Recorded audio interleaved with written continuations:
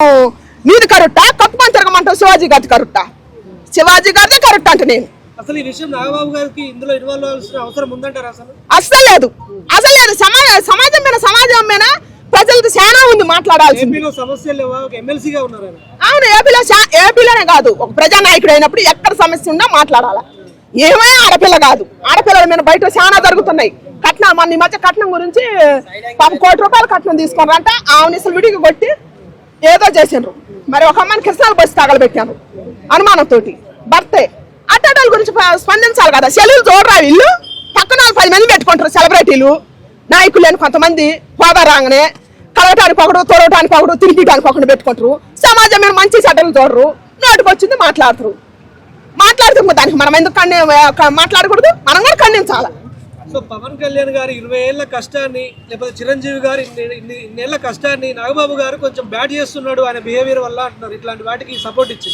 మరి బ్యాడ్ చేస్తాను ఖచ్చితంగా బ్యాడ్ చేస్తాను నాగబాబు అన్న అసలు పవన్ కళ్యాణ్ అన్న ఎంత చేసుకొచ్చింది కష్టపడి ఈయన పాడు చేస్తుంటే ఈయన పక్కన పెట్టాల్సిందే ఖచ్చితంగా ఎందుకంటే ఆయనకు మాట్లాడతాం కుదరలేదు మాట్లాడతాం రాలా పండితుల నుంచి పామరుల దాకా ఆడదాని దుస్తుల గురించి ఎందుకు మాట్లాడాలా ఆడదాని హక్కుల గురించి అని మాట్లాడుతుండే నాగబాబు అన్న మాట్లాడిండు మరి కలెక్షన్ కింగ్ మోహన్ బాబు కొడుకు ఆయన మాట్లాడిండు వీళ్ళు ఎందుకు మాట్లాడుతున్నారు ఆడదాని హక్కులు రాజ్యాంగం హక్కులు ఏమి ఇచ్చింది ఇప్పుకొని తిరగమని ఇచ్చిందా వీళ్ళకి చదువులోనే నాకు చదువు లేదు వాళ్ళకి ఇంగ్లీష్ వస్తే నాకు ఇంగ్లీష్ రాదు వాళ్ళకి డబ్బు ఉంది నాకు డబ్బు లేదు వాళ్ళకి హోదా ఉంది నాకు హోదా లేదు నేను నడి రోడ్డు మీద నేను ఇప్పుడు నిరుపేదరాలని నేను మాట్లాడుతున్నా నాకేమీ జ్ఞానం కూడా లేదు వాళ్ళకి అన్నీ ఉన్నాయి ఒక్కొక్కరు 10 మంది ఉండరు కడుక్కోవటానికి ఇవ్వటానికి అన్ని చేయటానికి నాకేం లేదు నేను మాట్లాడుతున్నా రాజ్యాంగం హక్కు ఇప్పుకోమని చెప్పిందా కప్పుకోమని చెప్పిందా స్వేచ్ఛ ఆడపిల్లకి ఏమి ఇచ్చింది హక్కులు ఆడపిల్లకి అన్యాయం జరిగినప్పుడు ఇచ్చింది ఒక మగవాడి చేతుల్లో ఒక తల్లి పాలిచ్చి లాలిచ్చిన తల్లిని అమాయసంగా నిర్దాక్షిణంగా ఆ తల్లిని నడి రోడ్డు మీద నిలబెట్టినప్పుడు అప్పుడు హక్కుల గురించి మాట్లాడాలా కరెక్టా అప్పుడు ఆ తల్లి శ్రీమూర్తిరా ఈ తల్లి మనల్ని అన్నది మనల్ని లాలించింది మనల్ని పాలించింది ఆ తల్లి మనం యానించి పుట్టినవో యానించి తాగి బతికినవో మనం అట్టాడి తల్లిని అట్టాడి ప్రైవేట్ పార్టీని మనం అవమానం చేయకూడదురా అని చెప్పాలి ఇట్టాడి వ్యక్తులు నాగబాబు లాంటి వ్యక్తులు మన పవన్ అన్న శాసన ధర్మం తీసుకొచ్చింది కాబట్టి ఇట్లాంటి పెద్ద వాళ్ళు అట్లాంటి చెప్పాలా స్వేచ్ఛ అంటే బట్టల్లోనే ఉంది అంటుంది నిండు బట్టలు వేసుకుంటే స్వేచ్ఛ లేనట్టు అంటుంది అదే కదా మరి నేను చెప్పేది ఇప్పుడు అసలు బట్టల గురించి మాట్లాడినంటే సిగ్గుచేట అవుతుంది ఎగబూకిన పేదల గురించి వీళ్ళు ప్రకాష్ రాజు గారు నాగబాబు గారు మనిషి మనోజ్ గారు అయ్యా మోహన్ బాబు కింగ్ కలెక్షన్ మోహన్ బాబు గారు పెదరాడి సినిమా తీసిండు ఇప్పుడు కూడా వాళ్ళ నడుతుంది నేను ఎందుకో ఈ మాటలు మాట్లాడిండు ఇప్పుడు కూడా పెదరాడి అంటే క్రేజ్ ఉంది మరి అదే జబర్దస్త్లో ఇంతకంటే దారుణమైన బూతులు అలాంటివన్నీ ఉన్నాయి కదా ఇంతకంటే దారుణంగా అది నాగబాబు గారు కూడా ఎంజాయ్ చేశారు అప్పుడు మరి అందుకే ఆయన ఇట్లా మాట్లాడిండు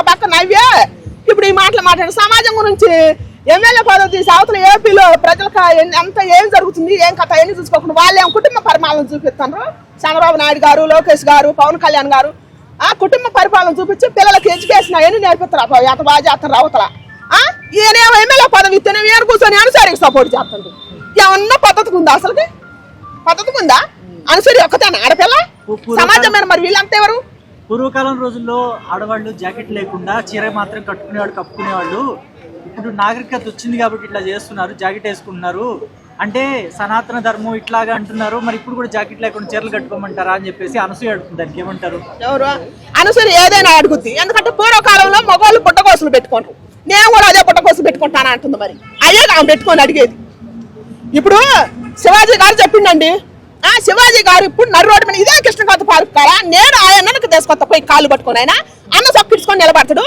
ఆమె నిలబడమన్న ఇంత పేలకు కూడా తీసి ఏడొచ్చి ఇది పద్ధతేనా అన్నందినే మాటలేని ఈ గడిపినే మాటలు కదా అంటే నాగరికత పెరిగింది కదా ఇలాంటి బట్టలు కూడా వేసుకోవచ్చు దాని మీద ఎందుకు విమర్శలు అంటుంది ఏ నాగరికత పెరిగింది ఇంత బట్టలు వేసుకోవటంలో నాగరికత పెరిగిందా అదేనా నాగరికత అదేనా ఎదిగిన కొడుకుల ముందు కొడుకే నీ బట్టలు బాగాలేదని చెప్పింది కదా ఇది ఎక్కడ నాగరికత అసలు ఆ మాటలు పట్టించుకోవాల్సిన అవసరం లేదండి ఆ మాటలు అసలు సిగ్గుచేటు ఆడవాళ్ళకి సిగ్గుచేటు చెప్పడమ్మా నాన్వేషణ అనే వ్యక్తి బాగా వైరల్ తెలుసు అనుకుంటా మీకు అతను మన దేవతలను కూడా కించపరిచినట్టు మాట్లాడాడు వాళ్ళని ఆ టైంలోనే వాళ్ళని రేప్ చేశారు అనే కామెంట్ కూడా చేశారు మీరు ఏం చెప్తారు సీతమ్మని ద్రౌపదిని అట్టాడి సన్నాసి హిందూ సమాజానికి నేను చెబుతున్నా, మన తల్లి సీతామాతని మహోన్నతమైన ఆ తల్లి గురించి అసలు మాట్లాడాలన్నా కూడా చేతి దండం పెట్టాలి, కానీ అసభ్యంగా మాట్లాడకూడదు.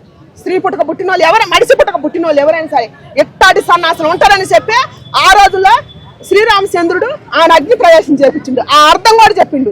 ఈ ఇన్నాళ్ళకి ఈ ఎదవ పుట్టిండు, ఈ ఎదవ వచ్చిండు కాబట్టి ఈ ఎదవ లేడు, మన ఇండియాలో లేడు, వాడు ఎక్కడో ఉండి చెబుతుండు. వాడు మన ఇండియా వచ్చినప్పుడు మన ఇండియన్సే వాడికి బుద్ధి చెప్పాలా, మన హిందూ సంఘాలే బుద్ధి చెప్పాలి. వాడు రానంటున్నాడు అసలు ఇండియాకి రాను, పొల్యూషన్ ఎక్కువ, ఒకవేళ నాకు పిల్లలు పుడితే అక్కడ రేప్ చేస్తారు నా కూతుర్ని, నేను భారతదేశానికి రాను అంటుండు. మరి మనం ఇండియన్ గురించి ఎందుకు మాట్లాడుతున్నా సన్నాసి? రానప్పుడు ఆయా తెలుగే మాట్లాడుతున్నా. నేను ఒకటి చెబుతా, మన ఇప్పుడు సత్యనారాయణ సారు ఈ ఓఎస్ రవి లేడా, ఆయన సవాల్ ఐబమ్మ రవి ఆయన సవాల్ ఇసిరిండు, ఇండస్ట్రీ సర్వనాశనం చేసిండు అని చెప్పి పట్టుకొచ్చి ఆయన జైల్లో వేసారు. మరి ఎదవను పట్టుకొచ్చి వేయరా? వాళ్ళకి లెక్క.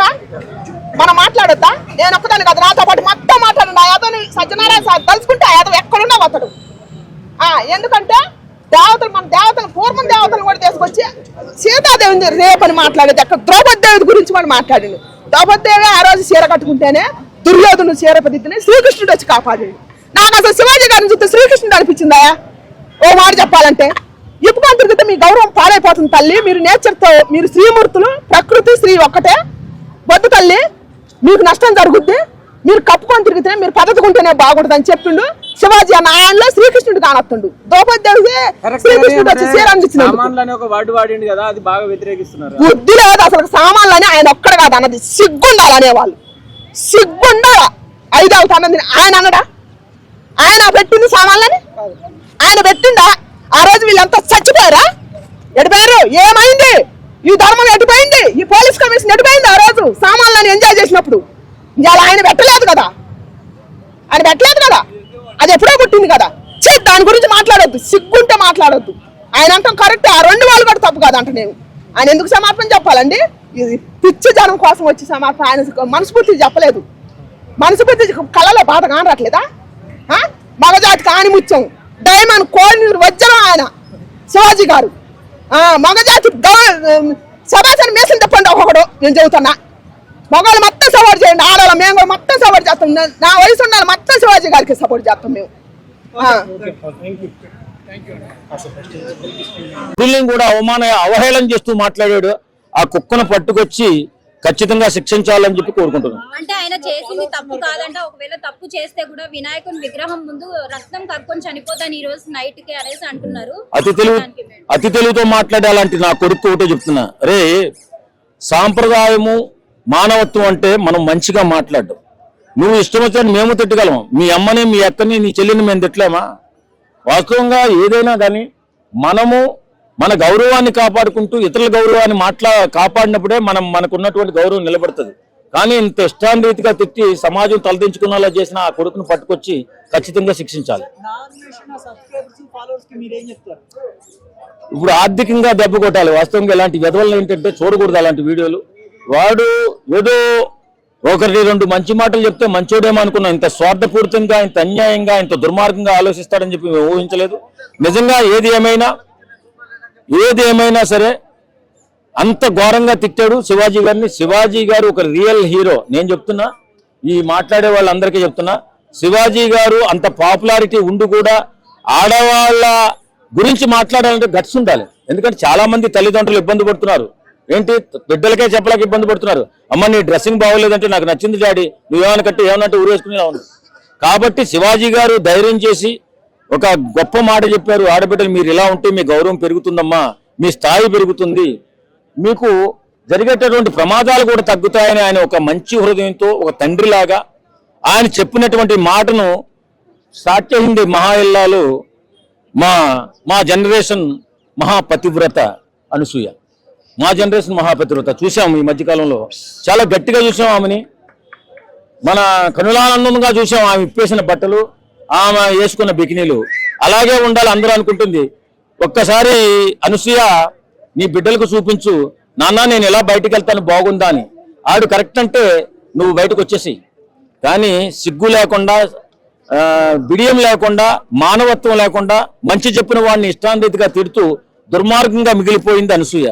అలాంటి వ్యక్తి సమాజానికి పట్టిన చీడపురుగులా భావిస్తున్నాం మేము. అలాగే ఒక మాట చెప్పాలి అంటే ఎవరి బిడ్డ అయినా ఇప్పుడు ఆడబిడ్డలు అలా అర్ధనగ్నంగా తిరుగుతుంటే అన్నదమ్ములు ఎంత ఇబ్బంది పడుతున్నారు, తల్లిదండ్రులు ఎంత ఇబ్బంది పడుతున్నారు చెప్పలేక చాలా మంది ఇబ్బంది పడుతున్నారు. ఆడబిడ్డలు కూడా అభివృద్ధిలో ముందుండాలి తప్ప ఇలాగా బట్టలు తీసేయడంలో ముందుండకూడదని మనస్ఫూర్తిగా కోరుకుంటున్నాను.